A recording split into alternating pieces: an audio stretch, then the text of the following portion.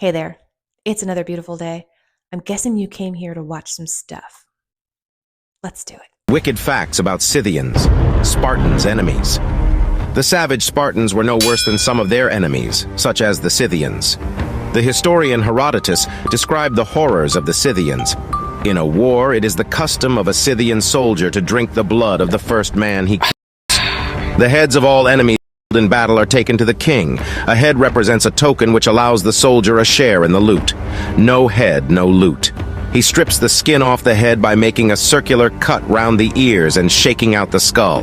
Then he scrapes the flesh off the skin with an ox's rib, and when it is clean, works it supple with his fingers.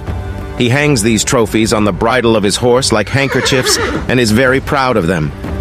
The finest warrior is the one who has the most scalps. Many Scythians sew scalps together to make cloaks and wear them like the cloak of a peasant. Pretty savage, wouldn't you think? So those were the Scythians. They were in Eurasia. They were Iranic nomads. I'm going to read a little bit just so I don't get it wrong. They migrated during the 9th and 8th centuries BC from Central Asia to the Pontic steppe in modern-day Ukraine and southern Russia, where they remained established from the 7th century BC until the 3rd century BC. So that's where scalping not necessarily originated, but that's some of the earliest records of scalping. That's why some of those videos that say that scalping was a colonial thing and that the Europeans started it, it's not entirely accurate. It was much older than the 1400s when Europeans came to North America. So, but they did perpetuate it. There were a lot of British soldiers that did perpetuate the behavior here in America during that time. So it's partially correct, but not entirely. Hey there. Thanks so much for hanging out with me today. If there's something you'd like me to cover in my videos, please, I'd love to know. Just let me know down in the comments and I'll do my best to get it in one of my upcoming videos. You can also follow me on Facebook and send me a message over there. If you're having a good time, please hit that like button and consider subscribing. And then come back tomorrow because I'm making a new video every day. Let's develop the first DNA hard drive Microsoft has. 1 gram of DNA can store 433 petabytes of data. So they've created a digital DNA hard drive. So now we get the capability of transferring consciousness into a storage capacity. We can literally take a skin cell from your body, create a clone of you up to whatever age specified, and then transfer your consciousness from your body, your mind into that new avatar. That doesn't sound right. That doesn't sound like something that's actually going on right now. I don't think they quite have that technology just yet. I know that they're working on it. They really want to do it, like the fountain of youth, take a 60, 70-year-old person's brain and, download it and then upload it into a clone of themselves. You probably want to be like 18 years old. You'd want to be an adult because you don't want to go back through school. I mean, why would you do that? You already did it, right? So yeah, that's like the fountain of youth, the technological fountain of youth.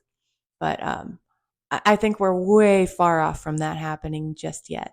Cursing your enemies with this ancient Chinese tradition. Underneath a highway overpass in Hong Kong, people come to curse their enemies through a ritual called villain hitting, where you write down the names of your enemies on papers that depict either a man or woman. The practitioner, who's usually an elderly lady, guides you through a 10-minute ritual, which involves a lot of bowing, beating the crap out of those papers with her shoe, and burning them. I wanted to participate, but I couldn't think of a person I wished to inflict such harm. So instead, I decided to curse these 2 white hairs I've noticed growing in my beard, because I'm too young for that There were a few villain hitters available that day, but I chose this lady because her setup was the most impressive and she was very friendly. I started by writing down the 2 names of my white beard hairs, Gibson and Judas. That's just what I named them. I'm not sure why. Donation for the ritual was 50 Hong Kong dollars, or roughly 7 USD. We began with some bowing and other ritual practices. She made sure these white hairs were gonna get what they deserved. This all built up to the shoe smashing event, and she did not go easy on them. followed by placing the shredded pieces into a yellow paper tiger and setting it ablaze. She conducted a number of different rituals to be sure my aura was cleansed and only good luck and fortune come my way. Then we did some more bowing while holding burning papers and the ceremonial spilling of the tea. She finished by blessing the special golden paper and handed it to me for good luck. It was actually a really cool experience, and the lady and her husband couldn't have been more friendly. As for those white hairs in my beard, I don't stand a chance. I find it intriguing the things that are acceptable in different cultures, because this is perfectly normal in China to go down there and pay somebody to curse your enemies. And it's just what they do. They do the little ceremony, and it's a completely normal thing. It's a regular day, and we all get along with our day. Not something you would see in America unless you're like a witch or you're a devil worshiper or anything like that. It's just the way things are perceived by outside cultures is interesting. Like there's a lot of people I'm sure going, "Oh no, no, that's Satan worship right there." But it's not to them. To them it's just what they do. It's their culture. You know, there's a conspiracy theory around glitter and that it's one of the most secretive organizations in the world. Most glitter in America is made in New Jersey, specifically at this company. And apparently at one point there was even an alleged shortage of glitter. So a New York Times reporter was like, yeah, I'm going to find out what this is all about. I'm even going to find out what glitter is. So she went to two of the biggest glitter manufacturers and only one let her in. And this is where things get really weird. She asked if they could reveal who their biggest buyer was, and she said, no, I know that I absolutely cannot. Then the New York Times reporter asked the person who they were interviewing if they even knew who the biggest buyer was, and they said yes. And you would never guess it. Let's just leave it at that. And then the person that was being interviewed said that she was concealing the information because the buyer wouldn't want anyone to know that it's glitter, and she added that it doesn't look like glitter either. The New York Times reporter even suggested that there is a big buyer who wants to remain anonymous that's buying all this glitter for something, and it's going somewhere. And nobody knows where. Where do you think all this glitter is going? Okay, at first I thought this was just a joke, but I looked into it. And apparently there was a huge thing, it was called Glittergate, where all this glitter is going. And people were speculating, oh, it's in your food. It's going to the food companies. It's going to the toothpaste manufacturers. It's going to paint jet skis or boats or automobiles. So yeah, it was a huge thing. And I didn't even know about it. Totally just went straight over my head. And there's still, I guess they still don't know who it is, where all this glitter is going. If you found anything, tell me, what do you know? What do you know about glitter? Where's the glitter going? Oh boy, this one. Okay. The Dogon tribe is an African tribe located just south of Egypt that wasn't discovered until the 1930s. This tribe has had no contact with the outside world and to this day keeps everyone else at arm's length and simply talks to other researchers about their understandings and ideology without taking any handouts or sort of advancements from the world around them. The Dogon tribe, however, have a very interesting lore to their people's creation. According to them, some 4,000 years ago, a group of people known as the Nomos appeared in their village. They came down from what they describe as a spinning ship and shared their knowledge with the Dogon tribe. According to them, they were from the third smallest star in the Sirius system. Now, at the time in the 1930s, we only knew of one star where Sirius was located. The Dogon tribe told researchers for years that there was a second star there, and using modern technology and telescopes, we found out that they were right, and there was a second star that was previously unseen. The Dogon tribe persists that there is a third star, Sirius C, the ones that the Nomos would be from, located in the same area, but to this day, it's supposedly so small we can't see it. However, the orbits of Sirius A and B indicate that there's probably a third planet there. Not only that, but as long as this tribe's been discovered, they have maintained the idea that the Earth is round and circles around the sun. Something that is a very intense concept for a tribe with no interaction with science or the outside world. However, it goes even deeper than that. This tribe, ever since they were discovered, had a very firm grasp and understanding of atoms and the fact that atoms compose everything, that they give off very slight vibrations, and even had the concept of string theory in their art and stories, saying that there are branching universes that exist because of these constant factors that are seen throughout atoms in the world. All of this, they said, was brought to them from the Nomos aliens.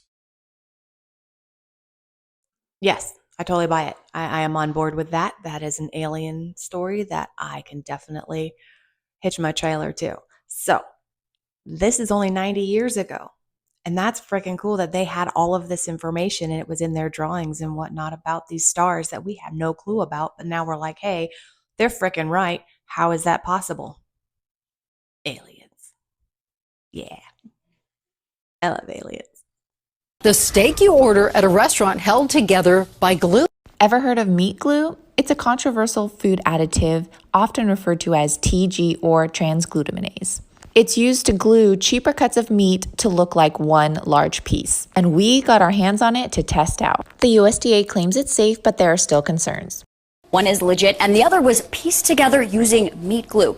It's a way to cut costs, but we're asking, at what risk? Transglutaminase, also known as Activa or meat glue. The powder can bind proteins together and it's used in some restaurant kitchen. It's also banned in Europe. The biggest reason Europe banned the enzyme is bacterial contamination. Each time proteins are glued together, the risk for introducing more bacteria such as E. coli goes up. As you can see, our experiment worked, and by the untrained eye, it literally looks like one piece of meat. See below for more info on how to spot it in your food. Remember back in 2020 when Chuck E. Cheese got in trouble for piecing together slices of pizza to make whole pizzas again? It's kind of the same thing, except now these restaurants are gluing together chunks of steak to make it look like a more expensive cut. That's messed up. You're already paying through the nose for your meal, and half of it isn't even what they're saying it is. And now you can guarantee that your steak probably isn't what they're saying that it is. That's awful. That's way to go, America. Good job. Here's the real truth about oil. Oil is the second most abundant resource next to water. In the beginning of the 19th century, when trains were invented, petroleum was mainly used to lubricate the engines. When they discovered it could be used as fuel, it became very valuable. Rockefeller, being a savvy businessman that he was, devised a plan to trick the public into thinking it was scarce. In 1892, there was a convention in Geneva where scientists were to determine what organic substances were. The definition of an organic substance is something containing hydrogen, carbon, and oxygen. Rockefeller sent some of his scientists to the convention where they claimed that oil contained these three molecules. Therefore, it had to be derived from something organic. This is where the term fossil fuel was born. There has never been a real fossil discovered below 16,000 feet, yet oil rigs drill up to 35,000 feet. It has never been proven scientifically that oil comes from dead animals and plants. Rockefeller has donated over $180 million to the General Educational Board, which he basically created. Now every single textbook states that oil is a fossil fuel. Rockefeller never wanted thinkers, he wanted workers. So, next time you're filling up your tank for an ungodly amount, just know that you are being scammed. If you want to support the channel, go buy some merch through my Linktree. I created all the designs myself. More to come, like and follow. Now, it is true that if you go and try to look it up, everything that you look up says that it's fossil fuels. And it's hard to know if it's actually the fact or if it has been perpetuated by Rockefeller wanting everybody to think that because it has to be scarce, because it has to be super expensive so that he can continue making his money. And it just kept going on, trickling down through history, right? So it's difficult to tell if that's accurate. As far as fossil fuels, I do think that they are fossil fuels, but I don't think they're the kind of fossil fuels that we are being told. I think that they are past human civilizations, and then when the Earth does its funny little reset thing, whoever gets caught in the wake of all of it, those populations of people become that next pocket of fossil fuels. And it's just a theory. I'm going to call it for today. Thank you so much for joining me. I really appreciate your time, and I can't wait to see you tomorrow. Come back. I'm going to have some new stuff, and we're going to watch different stuff, and I'm going to say different things, and it's going to be awesome. Right? Right. Have a wonderful day.